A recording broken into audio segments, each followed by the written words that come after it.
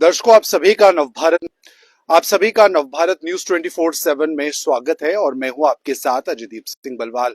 दर्शकों, जम्मू कश्मीर में बहुचर्चित और धार्मिक आस्था से बहुत बड़ी महत्वता रखती हुई अमरनाथ यात्रा अब कुछ ही दिनों में शुरुआत हो जाएगी उसकी, और ऐसे में रजिस्ट्रेशन अमरनाथ यात्रा को जो है वो अब शुरू हो चुके हैं। आप सभी जानते हैं देश विदेश से अमरनाथ यात्रा के लिए श्रद्धालु जो है वो जम्मू पहुंचेंगे हर बार की तरह, और इस बार भी होटल इंडस्ट्री के जो लोग हैं उन्हें उम्मीद है कि कारोबार जो है वो अच्छा जाए।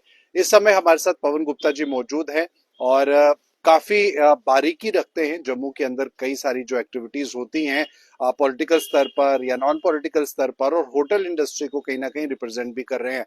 इनसे बातचीत करते हैं कि इस बार अमरनाथ यात्रा को लेकर किस तरह की इनकी उम्मीदें, पिछले साल जो कुछ नहीं हो पाया सरकार की तरफ से, इस बार किन बातों पर गौर किया जाना जरूरी है। आपका सर बहुत बहुत स्वागत है नवभारत में। नमस्कार सर। नमस्कार सर, क्या कहेंगे? अमरनाथ यात्रा एक बहुचर्चित यात्रा है, आस्था का विषय है और कहीं ना कहीं जम्मू के टूरिज्म, रिलीजियस टूरिज्म से भी बहुत मायने रखता है। आप क्या कहेंगे एक बिजनेसमैन के नाते, एक होटल इंडस्ट्री के रिप्रेजेंटेटिव के नाते, क्या कहेंगे? बिल्कुल ठीक कहा आपने अजय जी। ऐसा है कि ये यात्रा ना, इसका हम जम्मू के लोगों को, इवन कश्मीर के लोगों को बेसब्री से इंतजार कर रहे होते हैं। ये भी गोल्डन पीरियड है जहाँ पे हमारी इकोनॉमी काफी बूस्ट होती है। रहा सवाल इस बार यात्रा तकरीबन मैंने 3 जुलाई से शुरू होकर 9 अगस्त तक की 38 डेज की यात्रा है। देखिए, पहले तो कंट्रोवर्शियल रहती थी ये 2 महीने की, 45 दिन की, 50 दिन की। बड़ी अच्छी बात है, 38 डेज पहले क्लियर कट है।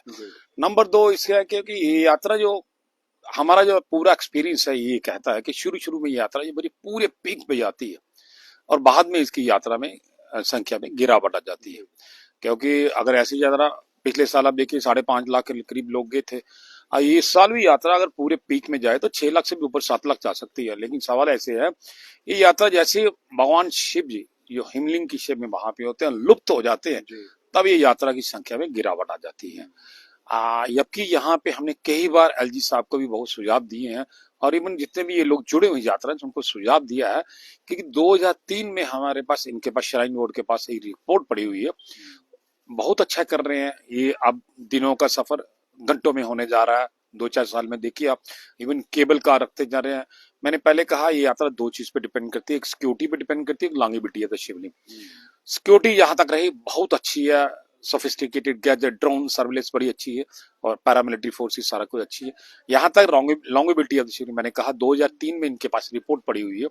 अगर उस रिपोर्ट को इम्प्लीमेंट करते तो आज यात्रा मैं कहूँ 30 एज नहीं 138 दिन चल सकती है।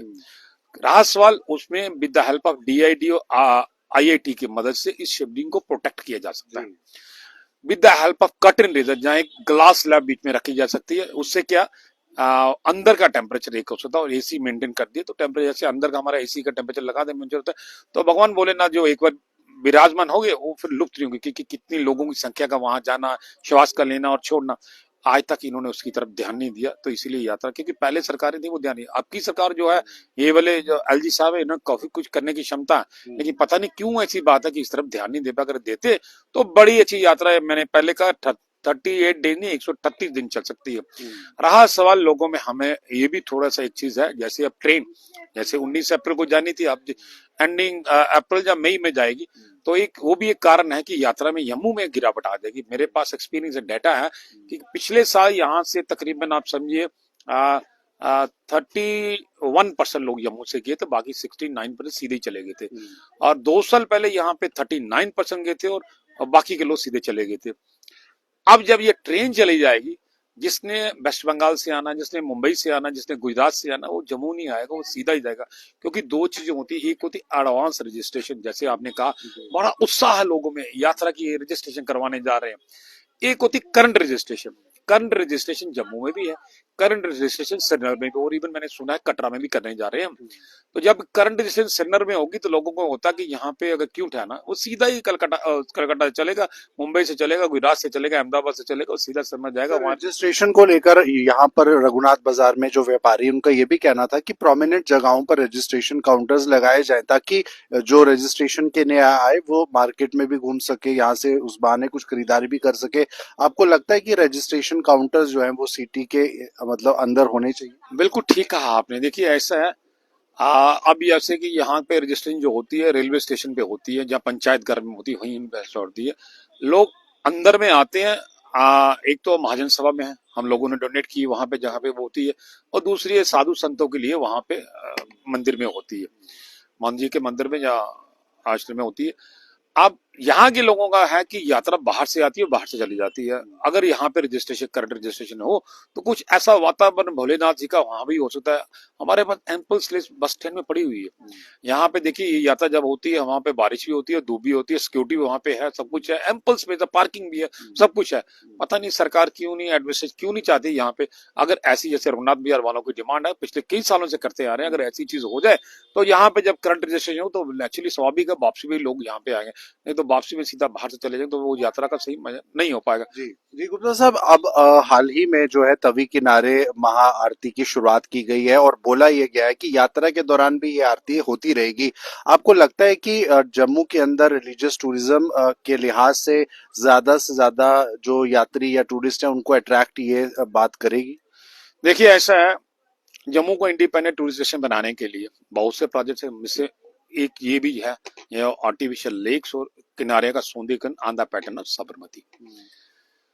सरकार के अगर मैं सही कहूं तो 2009 में ये आर्टिफिशियल लेक का प्रोजेक्ट शुरू हुआ था। इसकी डेडलाइन थी 2012 में, 6 डेडलाइन खत्म होगी, 6 बार सरकार फेल हो चुकी, नहीं कर पाए। जो उससे दो चीजों को नुकसान होता है। देखिए एक तो जो कंस्ट्रक्शन जो कास्ट होती है ना, वो कई गुना मल्टीप्लाई हो जाती है। जो चीज लोगों को समर्पित होनी थी 2012, आज 2025 तक समर्पित नहीं हो पाए। बड़ी अच्छी बात है यहाँ पे अभी आरती हुई है, लेकिन इसमें एक छोटी सी बात कहूँ, ये आरती जो की है ना, ये आरती सरकार ने की, ये यहाँ पे स्टेक होल्डर हैं, जिसमें रघुनाथ बिहार विकास कॉरिडोर है और साथ में कुछ और लोग हैं, उन्होंने ये की है। उन्होंने इससे पहले साइंस कॉलेज में भी की, रघुनाथ बाजार में भी 2 बार की, और रघुनाथ मंदिर में भी 1 बार की, और इवन एक परमंडल साइड भी की। अब ये लास्ट वहां पे आरती तवी घाट पे की हुई है, और जहां तक हमारे कमिश्नर जेएमसी ने कहा कि इसे नवरात्रों के दिनों में हम इसे बिल्कुल पूरा लोगों में समर्पित, जैसे कोर्ट में डेट्स पे डेट मिलती है। मुझे बताएं आप, 17 नाले यहाँ साइड में पड़े हुए हैं। आज 2009 में काम शुरू, 25 हो गए, 17 नाले को हम डाइवर्ट नहीं कर पाए, तो 3 महीने में या 2 महीने में कहां से डाइवर्ट कर पाओगे? आपको लगता है कि बीमारी का कारण भी बन सकती है क्योंकि रुका हुआ पानी है, पानी में स्मेल है? बिल्कुल ठीक आपने कहा, मैंने कहा ना 17 नाले का पानी अंदर जाता है। आप अगर एक तवी ब्रिज से लेके आगे तक चले जाए तो आप देखें रास्ते में कितना गंद है, कितनी फाउल स्मेल है। ये अब ये लेक बनेगी, जब ये पानी को इकट्ठा होगा तो जब फाउल स्मेल होगी। और दूसरा, अगर हमारी हिंदू माइथोलॉजी के हिसाब में जाऊं, गंदे पानी की पूजा नहीं की जा सकती, क्योंकि ये सूर्य पुत्री तभी माँ गंगा की छोटी बहन है। इसमें मैं कहूं हम लोग तो कसूरवार है, साथ में सरकार भी कसूरवार है। आप मुझे बताएं, गुज्जर नगर से जितने नाले स्लाटर हाउस है, सारा पानी उसी में जाता है। अगर उसी पानी को हम पूजा करें, कहां से हमारी वो मान्यता रहेगी? जब तक वो नाले डाइवर्ट नहीं होंगे, जब तक वो गंदा सामान बीच में नहीं फेंकेंगे। बहुत देर प्लानिंग बना था कि ये साइड में 2 कलश होंगे, उसमें वो सामान डाला जाएगा, फूल माला जो डालती है हमारे जहाँ हिंदू में होता है। चलते खाना पूर्ति ये ज्यादा है, दिखावा ज्यादा है, जमीन पर कुछ हो नहीं रहा है। मैंने कहा अगर जमीन पे होता तो आज 6 डेडलाइन खत्म नहीं होती। हमारे जहां हमारे पे मुबारक मंडी डोरों की धरोहर पड़ी हुई है, जिसको आज 20 साल 2 डिकेड हो गया काम शुरू हुई, अभी भी डेट मिलती। जिस डेट से वो काम चल रहा है तो लोगों को कोर्ट भी कहती है ये 50 साल लग जाएंगे। यहाँ तारा इंडिपेंडेंट टूरिज्म बनाने के लिए जब तक आप वार फुटिंग पे काम नहीं होगा तब तक नहीं हो सकता। आपको लगता है कि मंशा सरकार की है टूरिज्म के लिहाज से जम्मू को अपग्रेड करने की, मंशा पर सवाल उठता है? देखिए मंशा, मैंने किसी ने खूब कहा it is easy to construct but it's difficult to maintain. मुझे बड़ा दुख हुआ, मैंने अभी जाके देखा वहां पे, हमारे जहाँ पे कई सालों से लड़ाई लगने के बाद हमारे वहां केबल कार प्रोजेक्ट लगा था। इसे पहले तो मुबारक मंडी में लगना था, लेकिन वो engineering point of view, technical point of view में उसे पीर को जामबद गोबा से शुरू किया गया।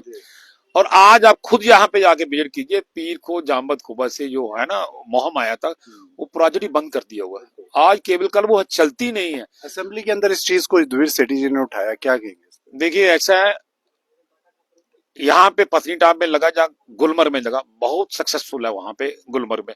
वहां पे सोर्स ऑफ इनकम है, क्योंकि जब यहाँ पे लगा तो वहां पे बिल्कुल इंपोर्टेड सामान नहीं लगा, यहाँ पे मिक्स्ड हाइब्रिड लगाया गया।